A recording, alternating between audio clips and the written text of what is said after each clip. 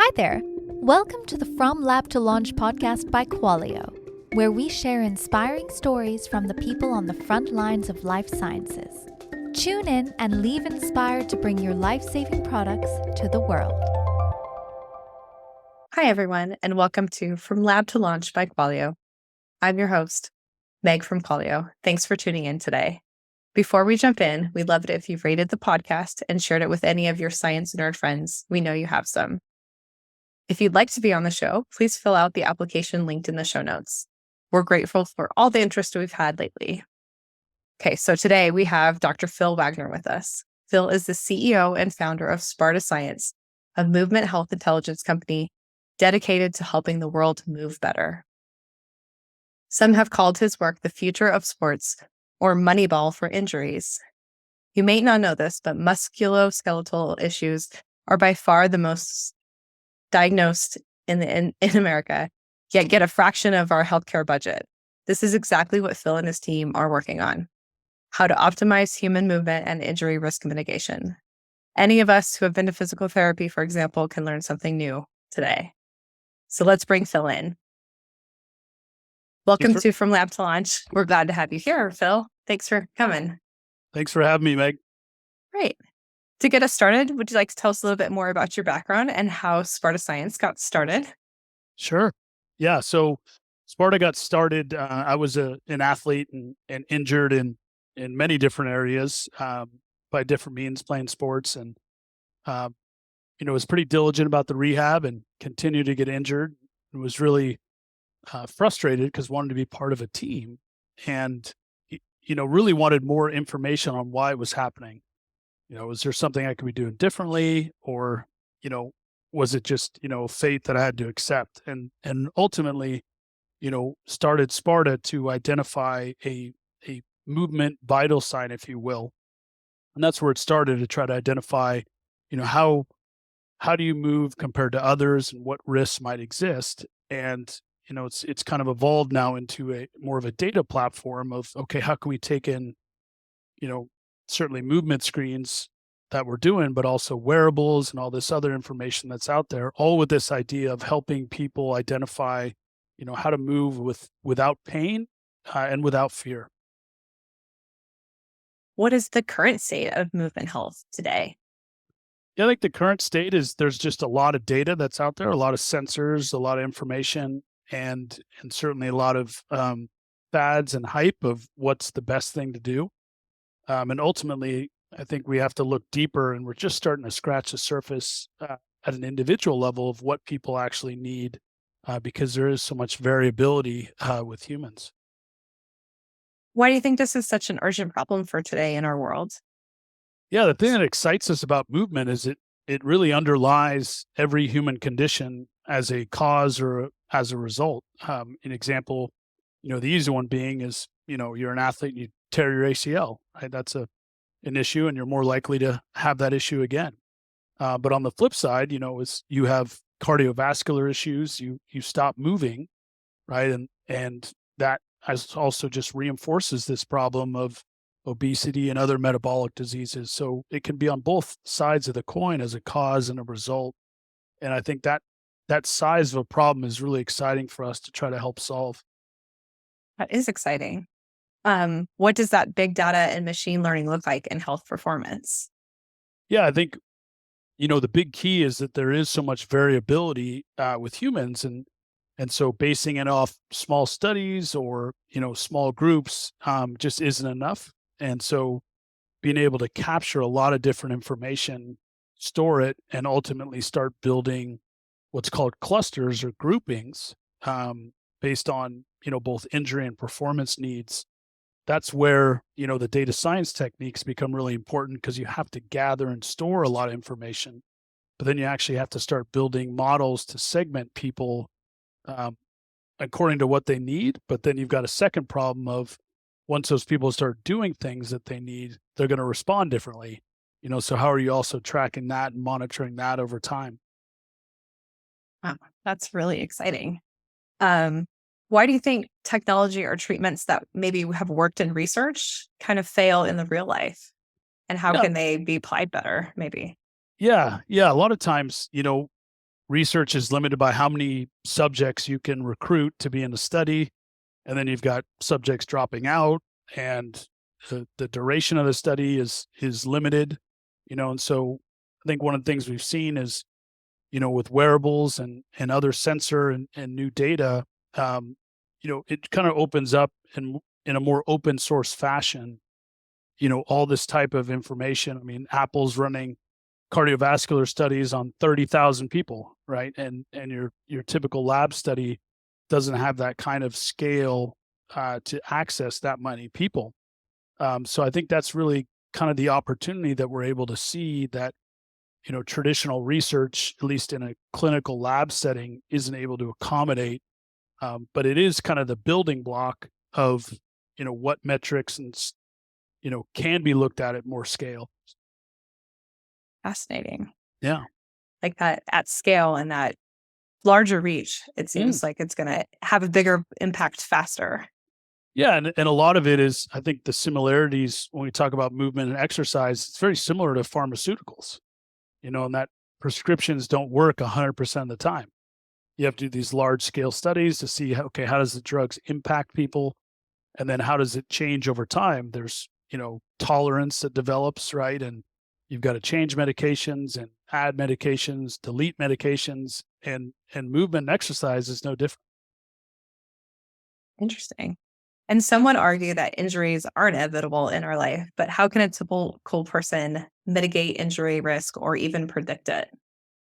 Yeah, I mean, it's a contentious term, injury prevention. In the strict sense, no one really can prevent injuries. I mean, at least, if you just lay in bed all day and don't move, you're probably okay in the short term.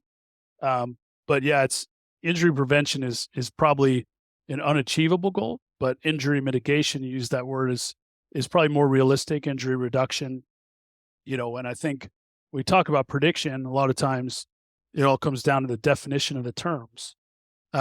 People think prediction means guarantee, but prediction is, more of an odds game, right? We just talked about thunderstorms rolling in, and it was a clear day this morning, right? The weather prediction may have been a clear day, but thunderstorms can roll in, right? So the odds of it were low, but it still happened. And the same thing with injuries, and predictions, the same way. It's, hey, here are the odds, the best chance to reduce that risk, but it's not a guarantee. All we're trying to do is work towards, the best options that can, identify that risk from happening. Yeah, my dad is a longtime marathon runner and longtime runner, and even since I was a kid, has a very specific gait from all his running. So the conversation really resonates with me, and like how much this could have informed his whole running career and how much he could maybe move better. It's really fascinating. Yeah. And even now, right, if let's say he's 60, 70 years old, you can't say, okay, a 70-year-old male needs this, because one 70-year-old male has a history of marathon running. The other may not, right? So they're going to respond very differently to their needs. Yeah. What has surprised you, or what obstacles have you faced from your research going from the lab, or maybe the field in this case, for Sparta Science and your patients and your patents? Yeah, I think one of the challenges is change is hard, particularly in risk-averse industries like healthcare, right? It's so change is scary, right? And certainly from a practitioner standpoint, we're trained as physicians to do no harm, right? So there's also has to be a built-in conservativeness, as you go about your job. So, I think it's a tricky balance. That's, how do you be both, promoting health, but also promoting innovation? Like, we can't always do the same things. So we're going to fail, but we have to be comfortable with that failing at a safe and acceptable level. So I think the surprise has been, that people opt more than not to just try to keep the status quo, but, the reality is the world and humans and all of us are constantly changing, and that therefore we have to change the approach, the strategy, the tactics along with it. Yeah, I think that's great advice for anyone, wanting to be a disruptor out there in the healthcare field. Like, Yeah. lean into the change. Yeah. And I think one of my favorite quotes is that innovation isn't about invention, it's about adoption.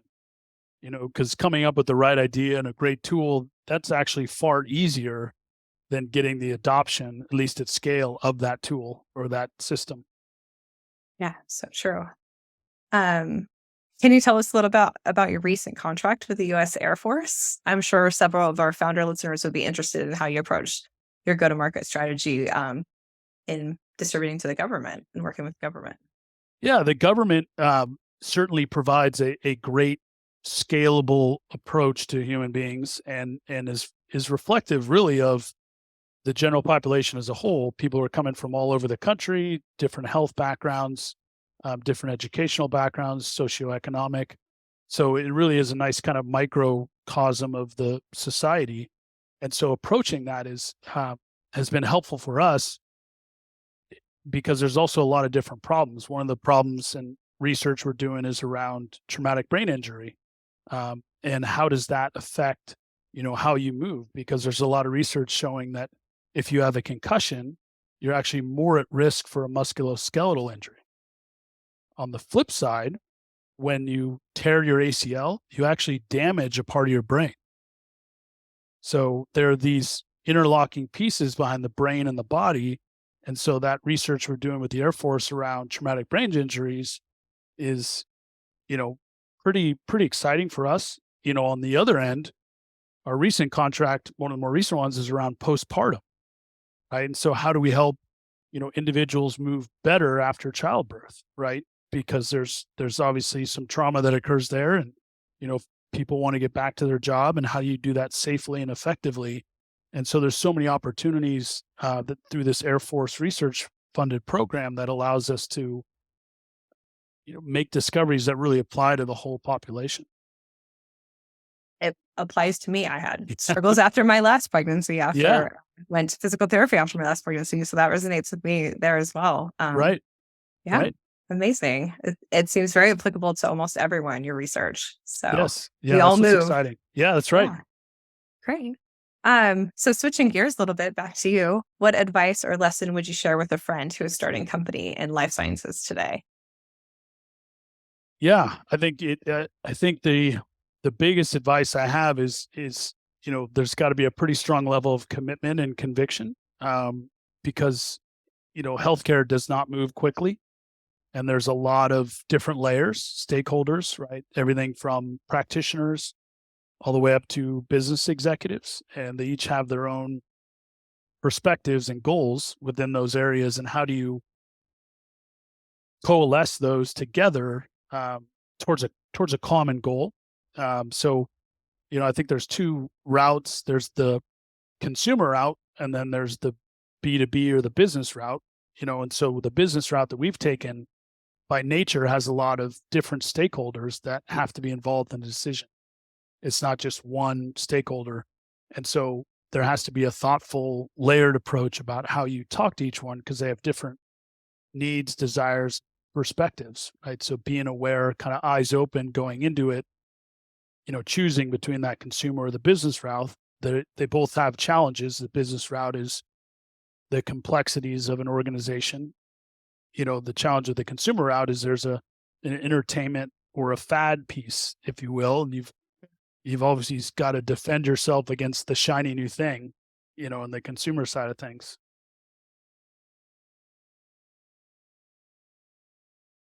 Perfect. That's great advice. Knowing your audience is great Yes. advice. Yes.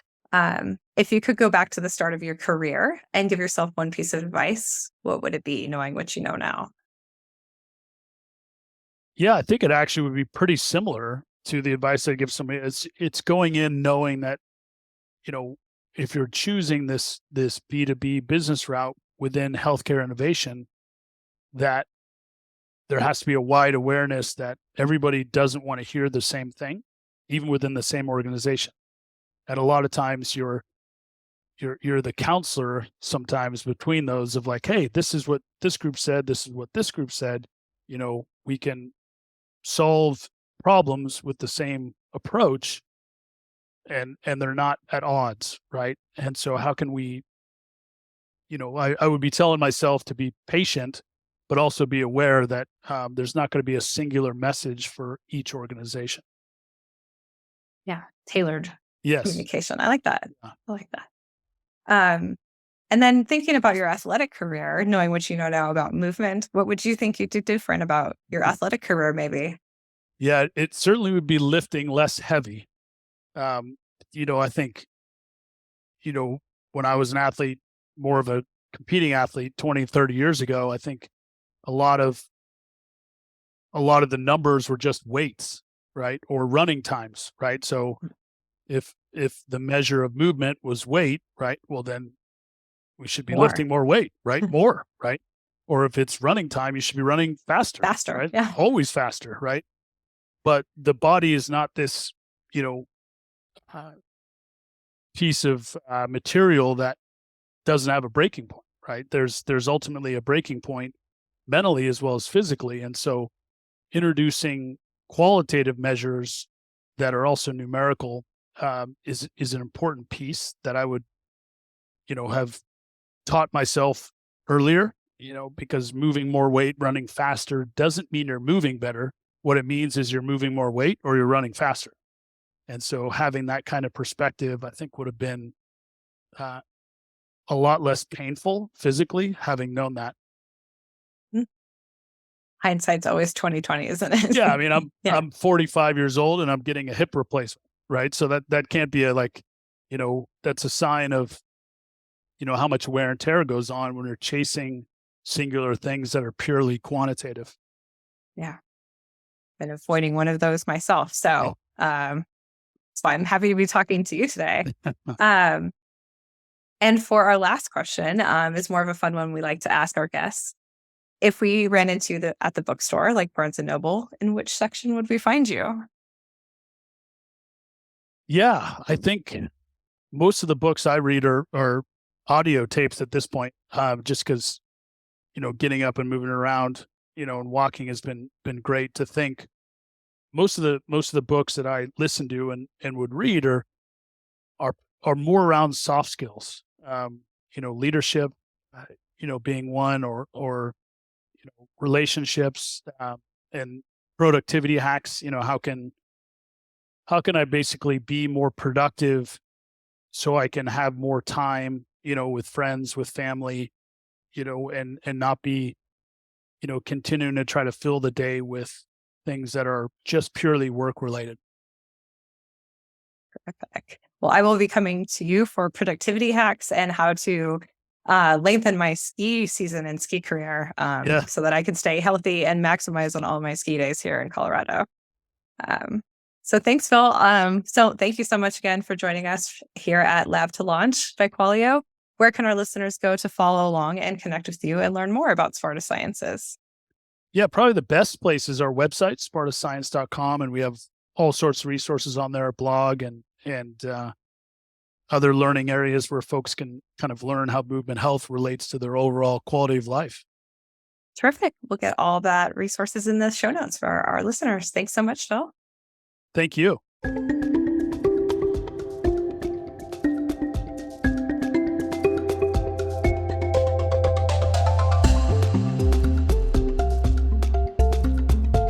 Thank you for listening to this week's episode of From Lab to Launch, brought to you by Qualio. If you like what you've heard, please subscribe and give the show a positive review. It really helps us out. For more information about Qualio, our guest today, or to be a guest on a future episode, please refer to the show notes. Until next time.